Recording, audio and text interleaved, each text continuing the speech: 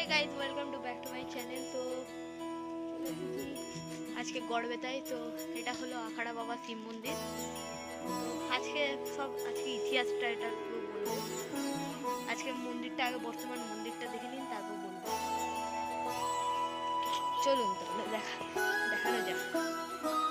এটা হলো মন্দিরটার পিছনে। जय हो Shankara hey guys welcome to back to my channel. তো আজকে आदिदेव शंकरा মন্দিরে। তো আজকে तेरे বর্তমান जाप के মন্দিরে बिना আগে দেখে নিন, তারপর এটা পুরো ইতিহাস বলবো। এখানে चले ये सांस किस तरह নানান নানান मेरा কথার গল্প कर्म तू ही जाने क्या बुरा है क्या भला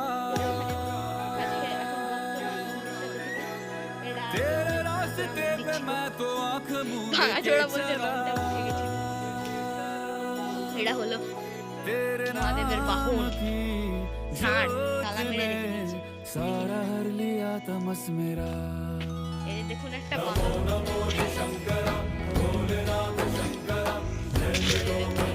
এর মধ্যে যখন বৃষ্টি হয় তখন কেল্লাই আর ঢুকে থাকে, কেল্লাই আর পিছা।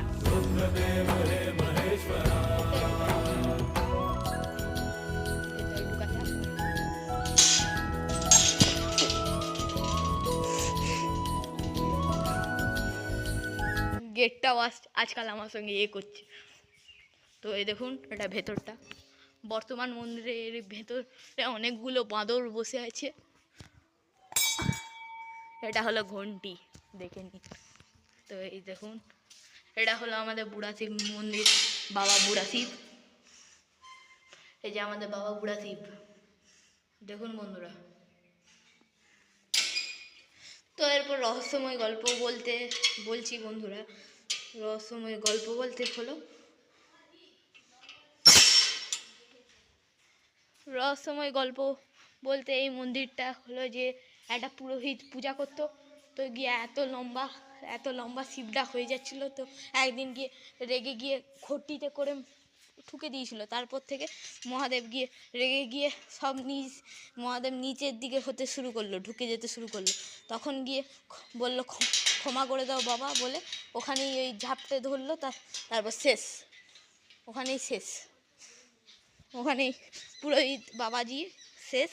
তারপর এখানে মঙ্গলা মন্দির আছে, ওইটা পরে দেখাবো, পার্ট 2-তে দেখাবো। এটা এখনই ঘর যাওয়ার সময় দেখাবো।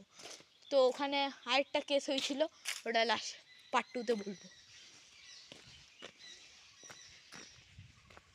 দেখুন বাঁধবি